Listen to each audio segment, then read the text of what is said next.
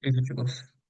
Vamos a continuar con el siguiente tema que viene a ser los BJTs. Primero vamos a hablar sobre la configuración en corriente directa, luego más adelante veremos la configuración en corriente alterna. En corriente directa tenemos varias variantes. En este caso vamos a aplicar algunas, como por ejemplo la más fácil o más básica que sería la configuración de polarización fija, ya que como podemos ver, el emisor de este transistor BJT está fijado hacia tierra, por la cual se le llama también polarización fija, ¿no? Entonces, teniendo en cuenta ello, vamos a ver el ejemplo 4.3. Nos dice, en la recta de carga de la figura 4.16 y el punto de operación Q definido, determina los valores requeridos de alimentación, resistencia C, resistencia B, para la configuración de polarización fija.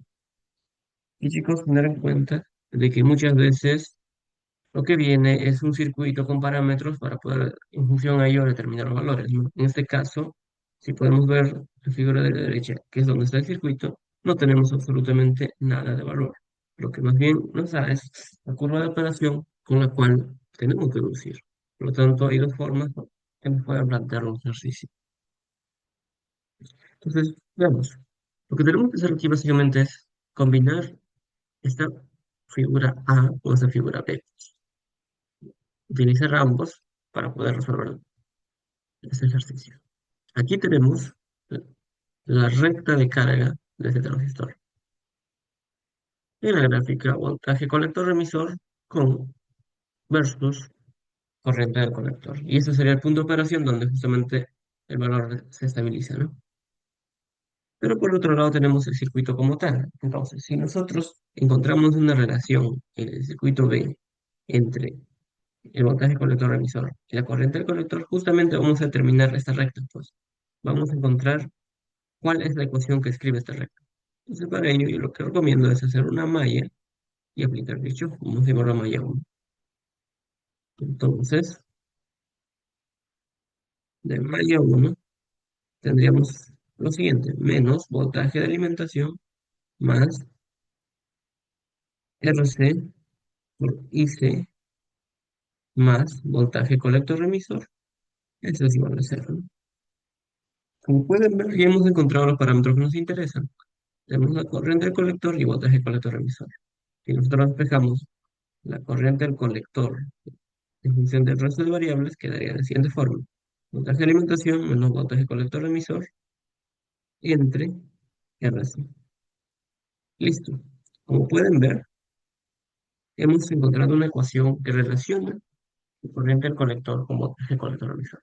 Quiere decir que esta ecuación describe justamente esta recta. Entonces, lo único que nos faltaría ahora es determinar, por ejemplo, en función de ello, comparar para cada punto los valores para la corriente colector como para el voltaje colector emisor, ¿no? Entonces, por ejemplo, podemos evaluar cuando la corriente del colector es 0 amperios, que sería en este punto, ¿no? Entonces, para la corriente del colector igual a 0 amperios, ¿qué se tendría? Voltaje colector emisor. Vamos a determinarlo, a ver, despejando, vamos a hacer paso a paso, a modo de aplicación. Si la corriente colector es igual a 0, reemplazando la ecuación de aquí, de 1, sería 0 es igual a voltaje colector, perdón, voltaje de alimentación menos voltaje colector emisor entre RC. Notamos si RC pasa multiplicando, finalmente, voltaje colector emisor sería igual exactamente a voltaje de alimentación, ¿no? Y es justamente lo que nos pide el primer parámetro. Voltaje de alimentación, por lo tanto,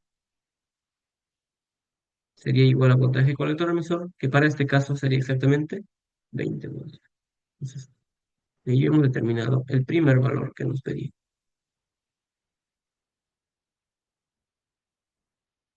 Ahora, el siguiente caso, más fácil de encontrar es el siguiente extremo, ¿no? Porque si podríamos coger cualquier punto, pero no conocemos los valores exactos. Pero sí aquí, cuando voltaje colector emisor es igual a 0 voltios.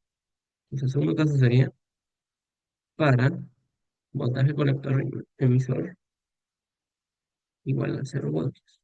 Entonces, reemplazando la ecuación uno sería corriente del colector es igual a voltaje de alimentación menos 0 voltios, ¿no? 0 entre RC. Por lo tanto, corriente colector sería voltaje de alimentación entre RC. Listo. Perfecto. Y lo que nos pedía justamente es RC, ¿no? Por lo tanto, podemos despejar RC en función de las otras variables. Entonces, RC sería voltaje de alimentación, que ya lo conocemos, entre corriente del colector, que también me parece que ya lo conocemos.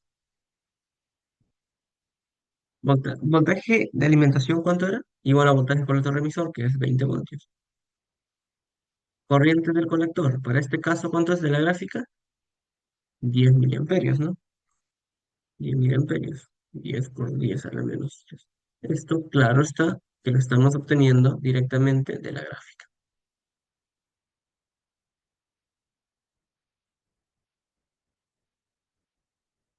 Por lo tanto, RC sería igual a 20 sobre 10 miliamperios, que es exactamente 2000 ohmios o 2 kilo ohmios. Listo. Segundo parámetro encontrado. Y por último nos faltaría hallar RB. Para RB claramente lo que nos convendría hacer es otra malla, ¿no? Hacemos una malla que pase por RB y lo llamamos malla 2. Entonces, por aquí,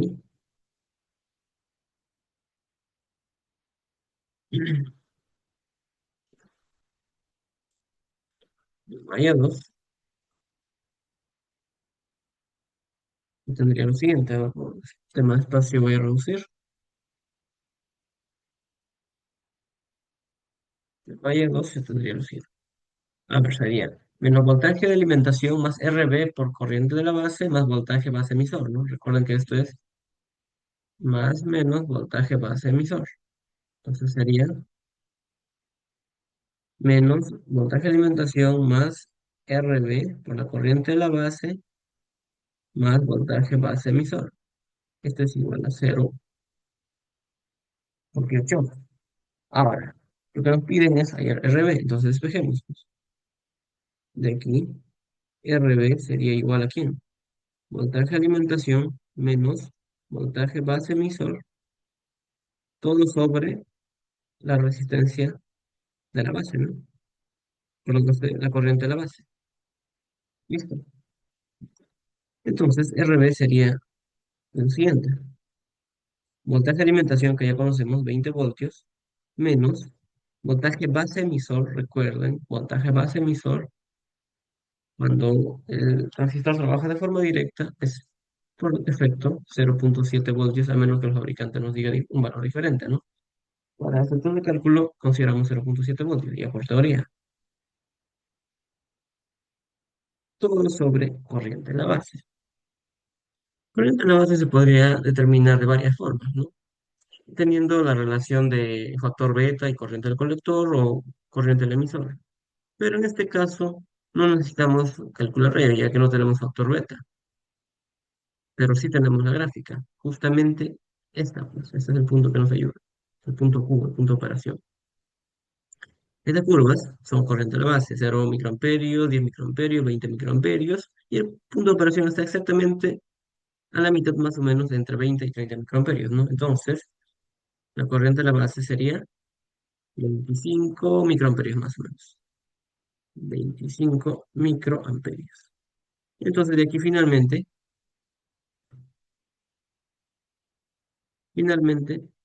RB sería 20 menos 0,7, 19,3 entre 25 microamperios, que es exactamente 772 mil ohmios, es decir, 772 kilo ohmios.